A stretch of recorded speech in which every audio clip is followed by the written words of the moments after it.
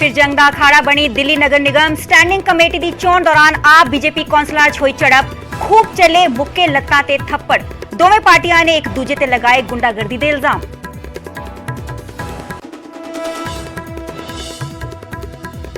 कोटकपुरा गोलीकांड ਦੀ ਚਾਰਜਸ਼ੀਟ ਦੇ ਵਿੱਚ ਮਾਸਟਰਮਾਈਂਡ ਦੱਸੇ ਜਾਣ ਤੇ ਭੜਕੇ ਸੁਖਬੀਰ ਬਾਦਲ ਕਿਹਾ ਸਪੀਕਰ ਅਤੇ ਮੰਤਰੀ ਧਾਲੀਵਾਲ ਦੇ ਕਹਿਣ ਤੇ ਪਾਇਆ ਗਿਆ ਨਾਮ, ਝੂਠੇ ਇਲਜ਼ਾਮਾਂ ਦੀ ਨਹੀਂ ਕੋਈ ਪਰਵਾਹ। ਚਾਰਜਸ਼ੀਟ ਦਾਖਲ ਕੀਤੇ ਜਾਣ ਤੋਂ ਬਾਅਦ ਸੀਐਮ ਮਾਨ ਦੀ ਦੋ ਟੁਕ ਕਿਹਾ ਅਸੀਂ ਇਨਸਾਫ ਦੇ ਵਾਅਦੇ ਕਾਇਮ, ਦੋਸ਼ੀ ਅਤੇ ਸਾਜ਼ਿਸ਼ ਰਚਣ ਵਾਲਿਆਂ ਦੇ ਚਿਹਰੇ ਹੋਏ ਬੇਨਕਾਬ। ਮੰਤਰੀ ਜੀ ਸੰਤਰੀ ਕਾਨੂੰਨ ਸਭ ਲਈ ਇੱਕ। ਅਜਨਾਲਾ ਕਾਂਡ ਤੇ ਮੁੱਖ ਮੰਤਰੀ ਭਗਵੰਤ ਮਾਨ ਦਾ ਵੱਡਾ ਬਿਆਨ, ਕਿਹਾ ਸੂਬੇ ਦੇ ਅੰਦਰ ਕੰਟਰੋਲ ਦੇ ਵਿੱਚ ਕਾਨੂੰਨ ਵਿਵਸਥਾ, ਪੰਜਾਬ ਦਾ ਭਾਈਚਾਰਾ ਪੂਰੀ ਤਰ੍ਹਾਂ ਕਾਇਮ। ਅਜਨਾਲਾ ਹਿੰਸਾ ਨੂੰ ਲੈ ਕੇ ਵੱਡੇ ਐਕਸ਼ਨ ਦੀ ਤਿਆਰੀ 'ਚ ਪੁਲਿਸ। ਡੀਜੀਪੀ ਬੋਲੇ ਜਾਂਚ ਤੋਂ ਬਾਅਦ ਜਲਦ ਕਰਾਂਗੇ ਕਾਰਵਾਈ। ਤਾਂ ਅੰਮ੍ਰਿਤਪਾਲ ਨੇ ਦਿੱਤੀ ਚੁਣੌਤੀ, ਦੁਬਾਰਾ ਕੀਤਾ ਪਰਚਾ ਤਾਂ ਮੁੜ ਹੋਵੇਗਾ ਪ੍ਰਦਰਸ਼ਨ। ਸ੍ਰੀ ਅਕਾਲ ਤਖਤ ਸਾਹਿਬ ਦੇ ਜਥੇਦਾਰ ਦਾ ਅੰਮ੍ਰਿਤਪਾਲ ਦੇ ਉੱਤੇ ਨਪਾ ਤੁਲਿਆ ਬਿਆਨ, ਕਿਹਾ ਸਿੱਖਾਂ ਦੇ ਹੱਕਾਂ ਹਕੂਕਾਂ ਦੇ ਲਈ ਸੰਘਰਸ਼ ਕਰਨ ਵਾਲੇ ਦੀ ਹੋਵੇ ਡਟਵੀਂ ਹਿਮਾਇਤ, ਪਰ ਨਾਲ ਹੀ ਬੋਲੇ ਜਿੱਥੇ ਗੁਰੂ ਸਾਹਿਬ ਦੇ ਮਾਨ ਸਤਕਾਰ ਵਿੱਚ ਕਮੀ ਆਉਣ ਦਾ ਹੋਵੇ ਖਦਸ਼ਾ, ਉੱਥੇ ਜ਼ਰੂਰ ਹੋਵੇ ਵਿਚਾਰ। ਪੁਲਿਸ ਸਟੇਸ਼ਨ 'ਚ ਪਾਲਕੀ ਸਾਹਿਬ ਲਿਜਾਉਣ ਦੀ ਸੁਖਬੀਰ ਬਾਦਲ ਨੇ ਸਖਤ ਸ਼ਬਦਾਂ 'ਚ ਕੀਤੀ ਨਿਖੇਧੀ, ਕਿਹਾ ਨਿੱਜੀ ਲੜਾਈ 'ਚ ਗੁਰੂ ਗ੍ਰੰਥ ਦੀ ओट च लेके थाने ते कीता कब्जा, पवित्र स्वरूप थाने ले जाके कीती गई बेअदबी। ਢੱਡਰੀਆਂ ਵਾਲੇ ਨੇ ਫੇਰ ਸਾਧਿਆ ਅੰਮ੍ਰਿਤਪਾਲ ਤੇ ਨਿਸ਼ਾਨਾ, ਕਿਹਾ ਬੇਅਦਬੀ ਦੀ ਸੰਭਾਵਨਾ ਦੇ ਪੈਦਾ ਕੀਤੇ ਹਾਲਾਤ। ਪਹਿਲਾਂ ਸਿੱਖ ਸੇਫ ਜਗ੍ਹਾ ਤੇ ਪ੍ਰਕਾਸ਼ ਕਰਕੇ ਆਪ ਲੜਦੇ ਸੀ ਲੜਾਈ, ਨਹੀਂ ਜਾਂਦੇ ਸੀ ਪਾਲਕੀ ਦੇ ਪਿੱਛੇ ਪਿੱਛੇ। गवर्नर वालों सैशन की मंजूरी ना देने ते छिड़िया कमसान। मान सरकार दे मंत्री बोले कोई भी लोकां दे फतवे नूं नहीं ला सकदा टा। 3 करोड़ लोकां दा फतवा सरकार दे नाल जरूर होवेगा बजट सैशन। मुंबई में सीएम भगवंत मान ते अरविंद केजरीवाल ने उद्धव ठाकरे नाल कीती मुलाकात। मातोश्री विच 2024 दी रणनीति ते कीती चर्चा। उद्धव ठाकरे नूं दस्सिया शेर। बठिंडा सेंट्रल जेल च फिर भिड़े गैंगस्टर राजवीर ते शुभम विचाले हुई लड़ाई, दोहां नूं लगियां मामूली सट्टां। पहला भी दोहां च कई बार हो चुकी है झड़प।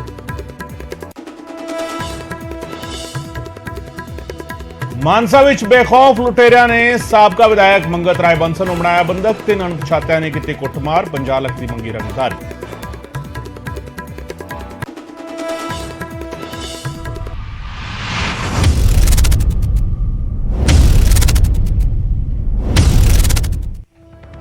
सत श्री अकाल जी, मैं हाँ सरबजोत कौर, न्यूज़ 18 पंजाब हरियाणा देख रहे सारे दर्शकों का स्वागत है। मेरे सहयोगी गगनदीप चौहान भी नाल ने। बिल्कुल, तो सब तो पहले शुरुआत करते हैं खबर के नाल। फिर जंग दा अखाड़ा बनी है दिल्ली नगर निगम स्टैंडिंग कमेटी की चोण दौरान आम आदमी पार्टी ते बीजेपी के कौंसलर के विचाले हथोपाई हुई है।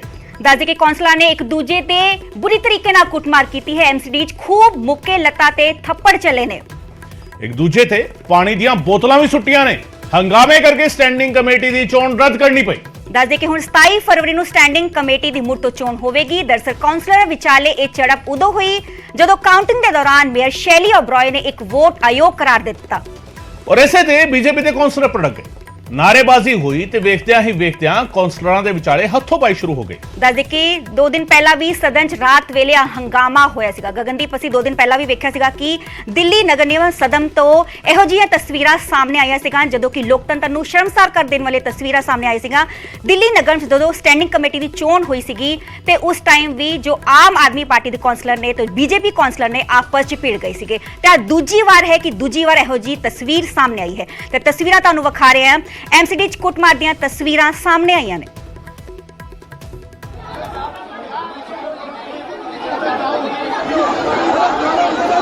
उन्होंने देखो अभी से समझाया है और यहाँ के झगड़ा कर रही है। अभी देखो आज किसी ने समझाया है, अभी आज किसी के समझाने पर ये झगड़ा कर रही है। देखो ये आज किसी के समझाने पर मारपीट कर रही है। देखो ये आज किसी के समझाने पर मारपीट कर रही है। देखो साहब ये देखो आज किसी के समझाने पर ये आज किसी के समझाने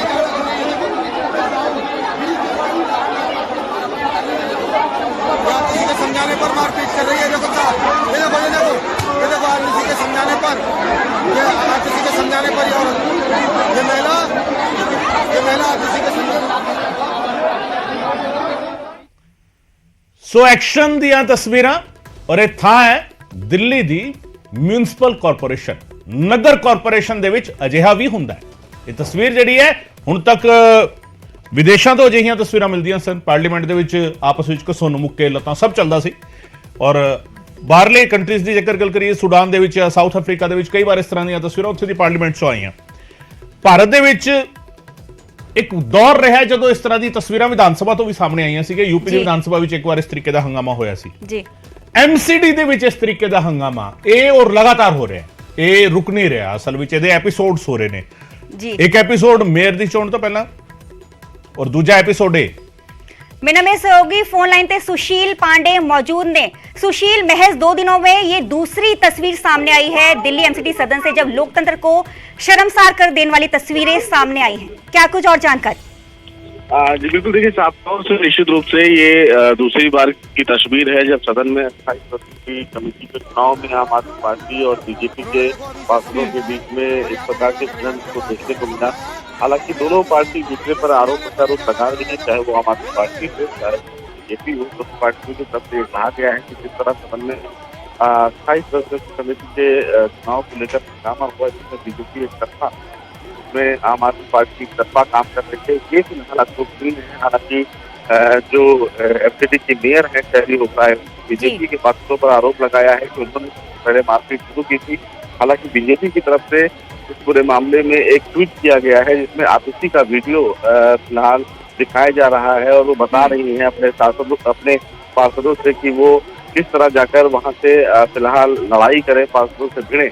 तो इन तमाम चीजों में कहीं ना कहीं खामियाजा दिल्ली की जनता को देखना पड़ रहा है कि आखिर एमसीडी के चुनाव में सभी लोगों को फिलहाल चुन लिया गया, लेकिन अब फिलहाल लड़ाई ये हो रही है कि 28 सदस्यों की समिति में कौन लोग होंगे। एक और बीजेपी ये कह रही है कि आम आदमी पार्टी की तरफ से क्रॉस वोटिंग की गई है, जिसमें बीजेपी के तमाम जो पार्षद हैं उन पर वो सवाल खड़े कर रहे हैं। हालांकि आम आदमी पार्टी की तरफ से कहा जा रहा है कि क्रॉस वोटिंग बीजेपी की तरफ से की गई है और इसीलिए ये गहमा गहमी चली है। हालांकि आम आदमी पार्टी की तरफ से ये बार बार कहा जा रहा है कि इस पूरे मामले में कहीं न कहीं बीजेपी राजनीति कर रही है। बीजेपी नहीं चाहती है कि 28 सदस्यों की कमेटी की चुनाव शांतिपूर्वक हो और इसीलिए ये पूरा जो बवाल है वो बीजेपी की तरफ से काटा जा रहा है। लेकिन लोकतंत्र के लिए ये बेहद चिंताजनक है और न केवल लोकतंत्र बल्कि दिल्ली की जनता के लिए भी चिंताजनक है, क्योंकि दिल्ली की जनता ने तमाम पार्षदों को चुन लिया है और इस तरह से सदन में हंगामा कहीं न कहीं आने वाले समय में जब एमसीडी को काम करना होगा तब के लिए भी कहीं न कहीं दिक्कत होगी। लेकिन फिलहाल इस पूरी समस्या का निदान कैसे होगा, जिसमें दोनों पार्टियों को बैठकर इस समस्या का समाधान निकालना है, ये बेहद आवश्यक है। लेकिन आम आदमी पार्टी फिलहाल इस पूरे मामले में बीजेपी के पार्षदों के खिलाफ शिकायत करने के मोड में है। वो कह रही है कि इस पूरे मामले में जिस तरह बीजेपी पार्षदों ने जी बिल्कुल बिल्कुल सुशील, जिस तरह से आप बता रहे हैं आम आदमी पार्टी शिकायत करने के मूड में और कार्रवाई कहीं ना कहीं करने की मांग की जा सकती है बीजेपी के पार्षदों के खिलाफ।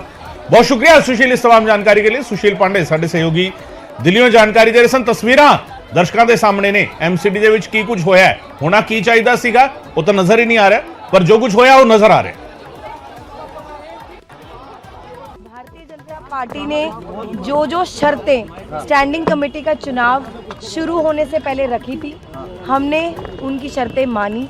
उनकी शर्तों के हिसाब से हमने स्टैंडिंग कमेटी का इलेक्शन की शुरुआत की, प्रक्रिया शुरू हुई, चुनाव कंप्लीट हुआ।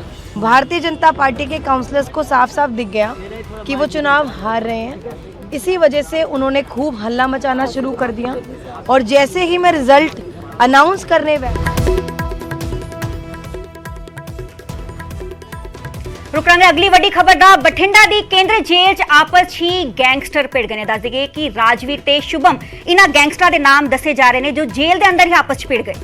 ਤੇ ਦੋਹਾਂ ਨੂੰ ਮਾਮੂਲੀ ਸੱਟਾਂ ਹਾਲਾਂਕਿ ਲੱਗੀਆਂ ਨੇ ਔਰ ਦੋਹਾਂ ਦੇ ਵਿਚਾਲੇ ਪਹਿਲਾਂ ਵੀ ਕਈ ਵਾਰ ਲੜਾਈ ਹੋ ਚੁੱਕੀ ਹੈ। ਦੱਸਦੇ ਕਿ ਗੈਂਗਸਟਰ ਰਾਜਵੀਰ ਖੁਦ ਨੂੰ ਅੱਤਵਾਦੀ ਹਰਵਿੰਦਰ ਰਿੰਦਾ ਦਾ ਕਰੀਬੀ ਦੱਸ ਰਿਹਾ ਹੈ ਤੇ ਬਠਿੰਡਾ ਤੋਂ ਖਬਰ ਹੈ ਤਾਨਾ ਸਾਂਝੀ ਕਰ ਰਿਹਾ ਜਿੱਥੇ ਕਿ ਜੇਲ੍ਹ ਦੇ ਅੰਦਰ ਹੀ 2 ਗੈਂਗਸਟਰ ਆਪਸ 'ਚ ਭਿੜ ਗਏ। ਬਿਲਕੁਲ ਬਠਿੰਡਾ ਦੀ ਕੇਂਦਰੀ ਜੇਲ੍ਹ ਸੁਰਖੀਆਂ ਵਿੱਚ ਰਹਿੰਦੀ ਹੈ ਔਰ ਇਸ ਵਾਰ ਕੁਝ ਵੱਖਰੀ ਵਜ੍ਹਾ ਕਰਕੇ ਸੁਰਖੀਆਂ ਵਿੱਚ ਹੈ। ਗੈਂਗਸਟਰਾਂ ਦੇ ਵਿਚਾਲੇ ਆਪਸ ਵਿੱਚ ਲੜਾਈ ਹੋਈ ਹੈ। ਸਿੰਗਲ ਵਰਡ ਜੇਕਰ ਇਸ ਦੇ ਲਈ ਇਸਤੇਮਾਲ ਕੀਤਾ ਜਾਵੇ ਤਾਂ ਗੈਂਗ ਵਾਰ ਹੋਈ ਹੈ ਅੰਦਰ। ਹਾਲਾਂਕਿ ਇੰਨੀ ਭਿਆਨਕ ਨਹੀਂ ਸੀ ਕਿ ਮਾਮੂਲੀ ਸੱਟਾਂ ਲੱਗੀਆਂ ਨੇ। ਸੂਰਜਪਾਲ ਸਾਡੇ ਸਹਿਯੋਗੀ ਫੋਨ ਲਾਈਨ ਤੇ ਜੁੜ ਰਹੇ ਨੇ। ਸੂਰਜ, ਬਠਿੰਡਾ ਕੇਂਦਰੀ ਜੇਲ੍ਹ ਫਿਰ ਸੁਰਖੀਆਂ ਵਿੱਚ, ਔਰ ਇਸ ਵਾਰ ਲੜਾਈ ਦਾ ਆਧਾਰ ਬਣੀ ਹੈ ਗੈਂਗ ਵਾਰ।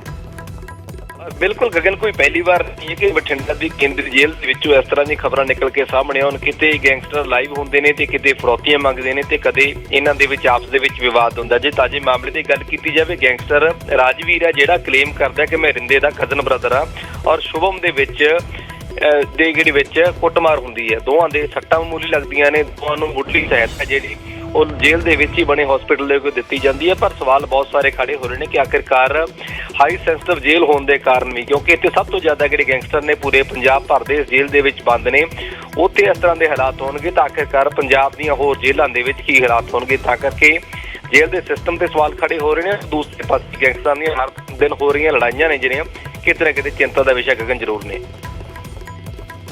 जी बहुत बहुत शुक्रिया सूरज, इस तमाम जानकारी के लिए। सूरजपाल मेरे सहयोगी जानकारी दे रहे सन। बठिंडा केंद्री जेल एक बार फिर सुर्खियां दे विच आई और दोवां गैंगस्टर्स दे विचाले लड़ाई हुई है, मैदान जंग बनी बठिंडा दी केंद्री जेल।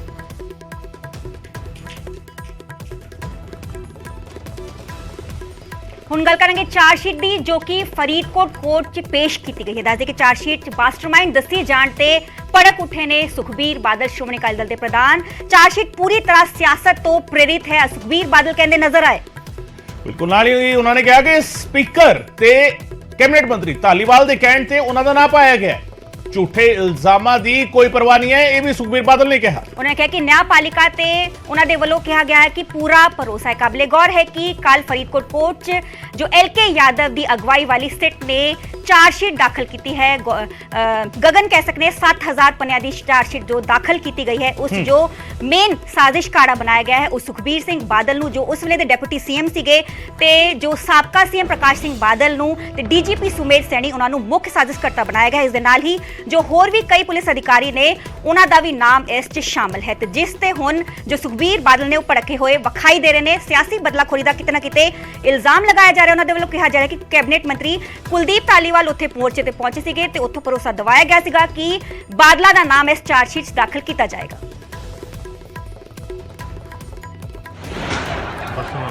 ਪਿਛਲੇ 7 ਸਾਲਾਂ 'ਚ ਇਹਨਾਂ ਦਾ ਇੱਕੋ ਹੀ ਨਿਸ਼ਾਨਾ ਰਹਿ ਕੇ ਬਾਦਲ ਪਰਿਵਾਰ ਦਾ ਚਲਾਨ ਕਰੋ, ਬਾਦਲ ਪਰਿਵਾਰ ਦਾ ਕਰੋ। ਆ ਜਿਹੜਾ ਹੈਗਾ ਮਤਲਬ ਕੁੰਵਰ ਵਿਜੇ ਪ੍ਰਤਾਪ ਨੇ ਕੀ ਕੀਤਾ ਸੀ ਤੇ ਹਾਈ ਕੋਰਟ ਨੇ ਕੀ ਕੀਤਾ, ਆ ਸਾਰੀ ਪੋਲਿਟਿਕਸ ਖੇਡ ਰਿਹਾ। 1 ਮਹੀਨਾ ਪਹਿਲੇ ਆ ਇਹਨਾਂ ਨੇ ਮਿਨਿਸਟਰ ਗਿਆ ਸੀ ਉੱਥੇ ਕਹਿਣ ਵਾਸਤੇ ਕਿ ਅਸੀਂ ਇਹ ਨਾ ਪਾਵਾਂਗੇ। ਆ ਜਿਹੜਾ ਗਿਆ ਸੀ, ਜਿਹੜਾ ਤੁਹਾਡਾ ਬਰਗਾੜੀ ਉੱਥੇ ਬਹਿਬਲ ਕਰਾਂ ਗਿਆ ਸੀ, ਪਹਿਲੇ ਸਪੀਕਰ ਗਿਆ ਸੀ, ਉਹਦੇ ਬਾਅਦ ਧਾਲੀਵਾਲ ਗਿਆ, ਕਮਿਟਮੈਂਟ ਕਰਕੇ ਆਏ ਆ ਉੱਥੇ। ਮੈਨੂੰ ਉੱਥੇ ਬੈਠੇ ਲੋਕਾਂ ਨੇ ਕਿਹਾ ਕਿ ਆਹ ਕਮਿਟਮੈਂਟ ਕਰਕੇ ਆਇਆ, ਤੁਸੀਂ ਚਿੰਤਾ ਨਾ ਕਰੋ, ਅਸੀਂ ਨਾ ਪਾਵਾਂਗੇ। ਹਾਈ ਕੋਰਟ ਦੇ ਵਰਡਿਕਟ ਕੀ ਸੀ? ਇੰਨਾ ਜ਼ਰੂਰ ਹੈ ਕਿ ਜੇ ਉਹਨਾਂ ਨੇ ਇਹ ਪਾਪ ਕੀਤਾ ਤਾਂ ਉਹਦੇ ਗੁਨਾਹ ਦੀ ਸਜ਼ਾ ਇੱਥੇ ਵੀ ਮਿਲੂ ਤੇ ਉੱਪਰ ਪ੍ਰਮਾਤਮਾ ਦੇ ਘਰ ਦੇ ਵਿੱਚ ਵੀ ਮਿਲੂ। ਉਹਨਾਂ ਨੂੰ ਘਬਰਾਉਣ ਦੀ ਲੋੜ ਨਹੀਂ ਹੈਗੀ। ਅਸੀਂ ਇਨਸਾਫ ਲੌਜੀਕਲ ਕਨਕਲੂਜਨ ਤੱਕ ਲੈ ਕੇ ਗਏ ਆ। ਅੱਗੇ ਜੋ ਕੰਮ ਹੈ ਉਹ ਕੋਰਟ ਦਾ। ਉਧਰ ਕੋਟਕਪੂਰਾ ਗੋਲੀकांड ਤੇ CM ਭਗਵੰਤ ਮਾਨ ਦਾ ਬਿਆਨ ਵੀ ਸਾਹਮਣੇ ਆਇਆ ਹੈ। ਉਹਨਾਂ ਕਿਹਾ ਕਿ ਸਾਜ਼ਿਸ਼ ਰਚਣ ਵਾਲਿਆਂ ਦੇ ਚਿਹਰੇ ਬੇਨਕਾਬ ਹੋ ਗਏ ਨੇ। ਉਹਨਾਂ ਨੇ ਕਿਹਾ ਕਿ ਕਰੋੜਾਂ ਲੋਕਾਂ ਦੀਆਂ ਭਾਵਨਾਵਾਂ ਨੂੰ ਸਕੂਨ ਮਿਲੇਗਾ ਇਸ ਨਾਲ। ਨਾਲ ਹੀ ਕਿਹਾ ਕਿ ਅਸੀਂ ਇਨਸਾਫ ਦਿਵਾਉਣ ਦੇ ਵਾਅਦੇ ਤੇ ਕਾਇਮ ਆ। ਮੰਤਰੀ ਜਾਂ ਸੰਤਰੀ, ਕਾਨੂੰਨ ਸਭ ਲਈ ਇੱਕ ਹੈ। ਉਹਨਾਂ ਕਹਿੰਦੇ ਨਜ਼ਰ ਆਏ ਕਿ ਸੱਚ ਕਦੇ ਵੀ ਛੁਪਦਾ ਨਹੀਂ ਹੈ। ਕਾਬਿਲੇ ਗੌਰ ਹੈ ਕਿ ਕੋਟਕਪੂਰਾ ਗੋਲੀकांड ਦੀ ਚਾਰਜਸ਼ੀਟ 'ਚ ਬਾਦਲਾਂ ਦੇ ਨਾਂ ਸ਼ਾਮਿਲ ਨੇ। ਸੂਤਰਾਂ ਦੇ ਹਵਾਲੇ ਤੋਂ ਜਿਹੜੀ ਜਾਣਕਾਰੀ ਮਿਲ ਪਾਈ ਹੈ, ਚਾਰਜਸ਼ੀਟ ਦੇ ਵਿੱਚ ਬਾਦਲ ਪਰਿਵਾਰ ਚੋਂ ਸੁਖਬੀਰ ਸਿੰਘ ਬਾਦਲ ਜਿਹੜੇ ਡਿਪਟੀ CM ਵੀ ਸੀਗੇ, ਤੇ ਨਾਲ ਹੀ ਜਿਸ ਕੈਪੈਸਿਟੀ ਵਿੱਚ ਉਹਨਾਂ ਦਾ ਨਾਂ ਸ਼ਾਮਿਲ ਕੀਤਾ ਗਿਆ ਉਹ ਇਹ ਕਿ ਉਹਨਾਂ ਦੇ ਕੋਲ ਹੋਮ ਮਿਨਿਸਟਰੀ ਉਸ ਵੇਲੇ ਸੀਗੀ, ਯਾਨੀ ਪੰਜਾਬ ਦੀ ਹੋਮ ਮਿਨਿਸਟਰੀ ਉਹਨਾਂ ਦੇ ਕੋਲ ਹੋਣ ਕਰਕੇ ਸਿੱਧਾ ਜਿਹੜਾ ਲਿੰਕ ਬਣਦਾ ਹੈ ਕਾਰਵਾਈ ਦਾ, ਪੁਲਿਸ ਦੀ ਕਾਰਵਾਈ ਦਾ, ਉਹ ਹੋਮ ਮਿਨਿਸਟਰ ਦੇ ਨਾਲ ਬਣਦਾ ਹੈ। ਤੇ CM ਨੇ ਜਿਹੜਾ ਟਵੀਟ ਕੀਤਾ ਹੈ ਉਹ ਵੀ ਤੁਹਾਨੂੰ ਅਸੀਂ ਦੱਸਦੇ ਹਾਂ। CM ਦਾ ਪਹਿਲਾ ਬਿਆਨ ਸਾਹਮਣੇ ਆਇਆ ਹੈ। ਟਵੀਟ 'ਚ ਉਹਨਾਂ ਨੇ ਲਿਖਿਆ ਹੈ ਕਿ ਕੋਟਕਪੂਰਾ ਗੋਲੀकांड ਦੇ ਦੋਸ਼ੀ ਅਤੇ ਸਾਜ਼ਿਸ਼ ਰਚਣ ਵਾਲਿਆਂ ਦੇ ਚਿਹਰੇ ਬੇਨਕਾਬ ਹੋ ਗਏ ਨੇ। ਕਰੋੜਾਂ ਲੋਕਾਂ ਦੀਆਂ ਭਾਵਨਾਵਾਂ ਨੂੰ ਸਕੂਨ ਮਿਲੇਗਾ। ਅਸੀਂ ਇਨਸਾਫ ਦਿਵਾਉਣ ਦੇ ਵਾਅਦੇ ਤੇ ਕਾਇਮ ਹਾਂ। ਮੰਤਰੀ ਜਾਂ ਸੰਤਰੀ, ਕਾਨੂੰਨ ਸਭ ਲਈ ਇੱਕ ਹੈ ਤੇ ਸੱਚ ਕਦੇ ਛੁਪਦਾ ਨਹੀਂ ਹੈ। ਆ ਟਵੀਟ ਕੀਤਾ ਗਿਆ ਹੈ CM ਭਗਵੰਤ ਮਾਨ ਦੇ ਵੱਲੋਂ।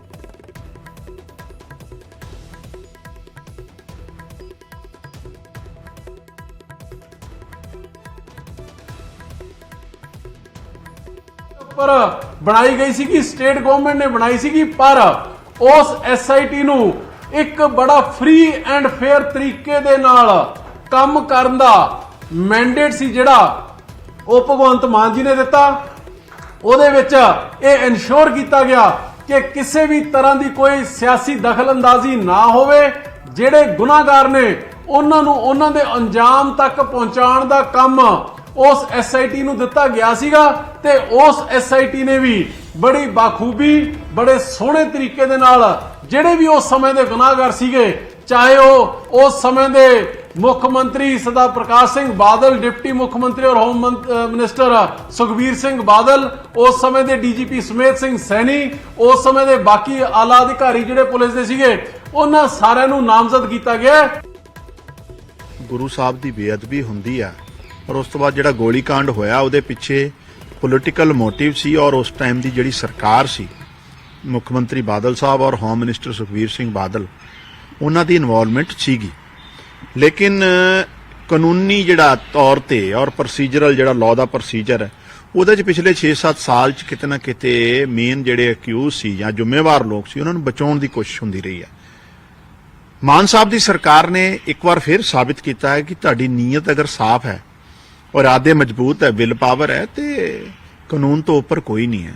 ਪਰ ਅਸੀਂ ਪੰਜਾਬ ਦੇ ਲੋਕਾਂ ਨਾਲ ਵਾਅਦਾ ਕੀਤਾ ਸੀ, ਆਮ ਆਦਮੀ ਪਾਰਟੀ ਨੇ, ਅਰਵਿੰਦ ਕੇਜਰੀਵਾਲ ਜੀ ਨੇ ਪੰਜਾਬ ਦੇ ਲੋਕਾਂ ਨਾਲ ਕਮਿਟਮੈਂਟ ਕੀਤੀ ਸੀ ਕਿ ਦੁੱਧ ਦਾ ਦੁੱਧ ਔਰ ਪਾਣੀ ਦਾ ਪਾਣੀ ਹੋਊਗਾ, ਬਚੂਗਾ। ਜਿਹੜੇ ਕਹਿੰਦੇ ਸੀ 24 ਘੰਟਿਆਂ 'ਚ ਅਸੀਂ ਫੈਸਲਾ ਕਰ ਦਾਂਗੇ, ਹਾਲੇ ਤਾਂ ਚਲਾਨ ਪੇਸ਼ ਕੀਤਾ ਵਾ, ਹਲੇ ਨਹੀਂ ਪਤਾ ਚਲਾਨ ਦੇ ਵਿੱਚ ਕੀ ਕੁਝ ਲਿਖਿਆ ਇਹਨਾਂ ਨੇ, ਕੀ ਇਹਨਾਂ ਦੇ ਦੋਸ਼ ਲਾਏ ਆ। ਸੋ ਚਲਾਨ ਦੀ ਕਾਪੀਆਂ ਪੇਸ਼ ਹੋ ਜਾਣ। ਲੇਕਿਨ ਫਿਰ ਵੀ ਜਿਹੜੀ ਕਾਂਗਰਸ ਪਾਰਟੀ ਵੱਲੋਂ ਕੀਤੀ ਗਈ ਇਨਵੈਸਟੀਗੇਸ਼ਨ ਇੰਨੀ ਦੇਰ ਤੋਂ ਚੱਲ ਰਹੀ ਸੀ, ਜਿਹਦੇ ਵਿੱਚ ਹਾਈ ਕੋਰਟ ਦੇ ਵੱਲੋਂ ਰੋਕ ਲੱਗ ਗਈ ਸੀ, ਜਿਹਦੇ ਕਰਕੇ ਉਹ ਸਾਰਾ ਮਾਮਲਾ ਸੀ ਇੱਕ ਵਾਰ ਦੁਬਾਰਾ ਤੋਂ ਸ਼ੁਰੂ ਹੋਇਆ ਸੀਗਾ ਔਰ ਉਸ ਤੋਂ ਬਾਅਦ ਸਰਕਾਰ ਬਦਲ ਗਈ। ਲੇਕਿਨ ਅੱਜ ਜਿਸ ਤਰੀਕੇ ਦੇ ਨਾਲ ਆਮ ਲੋਕਾਂ ਦੇ ਵਿੱਚ ਇੱਕ ਇਨਸਾਫ ਦੀ ਗੱਲ ਆ ਔਰ ਇਹਦੇ ਵਿੱਚ ਇਹਨਾਂ ਸਾਰਿਆਂ ਦੇ ਰੋਲ ਨੂੰ ਕੋਰਟ ਦੇ ਵਿੱਚ ਲੈ ਕੇ ਜਾਣ ਦੀ ਗੱਲ ਆ। ਸੋ ਹੁਣ ਵੇਖਦੇ ਹਾਂ ਵੀ ਪੁਲਿਸ ਇਹਨਾਂ ਨੂੰ ਚਲਾਨ ਪੇਸ਼ ਕਰਕੇ ਇਹਨਾਂ ਦੇ ਬਾਰੇ ਜਦੋਂ ਕੋਰਟ ਦੇ ਵਿੱਚ ਮੁਕੱਦਮਾ ਚੱਲਦਾ ਵਾ ਤੇ ਉਹਦੇ ਬਾਰੇ ਫੈਸਲਾ ਹੁੰਦਾ ਵਾ ਔਰ ਕੀ ਆਉਣ ਵਾਲੇ ਸਮੇਂ ਦੇ ਵਿੱਚ ਇਸ ਚੀਜ਼ ਦੇ ਉੱਤੇ ਕੋਰਟ ਦੇ ਪ੍ਰਤੀਕਰਮ ਰਹਿਣਗੇ। ਇੱਕ ਪਾਸੇ ਆਪਣੇ ਫੇਲੂਅਰ ਨੂੰ ਛੁਪਾਉਣ ਵਾਸਤੇ ਅਚਾਨਕ ਚਲਾਨ ਟੂਟ-ਪੋਟ ਕਰਕੇ ਤੇ ਪ੍ਰਕਾਸ਼ ਸਿੰਘ ਬਾਦਲ, ਸੁਖਬੀਰ ਸਿੰਘ ਬਾਦਲ ਦਾ ਨਾਂ ਸ਼ੋਅ ਕਰਕੇ ਇਹ ਕਹਿਣਾ ਚਾਹੁੰਦੇ ਆ ਕਿ ਉਧਰ ਦਾ ਧਿਆਨ ਇਧਰ ਲੋਕਾਂ ਦਾ ਲੱਗ ਜੇ। ਮੈਂ ਮਹਿਸੂਸ ਕਰਦਾ ਹਾਂ ਕਿ ਭਗਵੰਤ ਸਿੰਘ ਮਾਨ ਸਰਕਾਰ ਨੂੰ ਹਰ ਗੱਲ ਦਾ ਜਵਾਬ ਦੇਣਾ ਪਏਗਾ ਔਰ ਹਰ ਚੀਜ਼ ਦਾ ਹਿਸਾਬ ਦੇਣਾ ਪਏਗਾ। ਅੱਜ ਪੰਜਾਬ ਦਾ ਲਾਅ ਐਂਡ ਆਰਡਰ ਕਿਸ ਤਰ੍ਹਾਂ ਵਿਗੜਿਆ ਪਿਆ ਹੈ, ਅਗਰ ਕੋਈ ਇਹਦਾ ਦੋਸ਼ੀ ਹੈ ਇਹ ਭਗਵੰਤ ਸਿੰਘ ਮਾਨ ਸਰਕਾਰ ਹੈ। ਔਰ ਅਸੀਂ ਕਹਿੰਦੇ ਹਾਂ ਕਿ ਇਸ ਕਾਂਡ ਦੇ ਵਿੱਚ ਚਾਹੇ ਬਾਈਬਲ ਕਲਾਂ ਕਾਂਡ ਹੈ ਦਾ ਗੋਲੀकांड ਹੈ, ਇਹਦੇ ਵਿੱਚ ਕੋਈ ਵੀ ਦੋਸ਼ੀ ਹੈ ਉਹਨੂੰ ਉਹਦੇ ਤੇ ਕਾਰਵਾਈ ਹੋਣੀ ਚਾਹੀਦੀ ਹੈ। ਲੇਕਿਨ ਹੈਰਾਨਗੀ ਇਸ ਗੱਲ ਦੀ ਹੈ ਕਿ ਜਿਸ ਤਰੀਕੇ ਦੇ ਨਾਲ ਟਾਈਮਿੰਗ ਦੇ ਉੱਪਰ ਸ਼ੱਕ ਪੈ ਰਿਹਾ ਕਿ ਇਹ ਇੱਕ ਪਾਸੇ ਪੂਰਾ ਪੰਜਾਬ, ਪੂਰਾ ਦੇਸ਼ ਇਹਨਾਂ ਕੋਲ ਜਵਾਬ ਮੰਗ ਰਿਹਾ ਹੈ, ਦੂਸਰੇ ਪਾਸੇ ਇਹਨਾਂ ਨੇ ਨਾਟਕ ਕੀਤਾ। उधर बहबल कला गोलीकांड इंसाफ दी मंग कर रहे इंसाफ मोर्चे के मैंबरां दा कहना है कि चार्जशीट दाखिल होना गुरु नूं मनन वालियां दे संघर्ष का नतीजा है।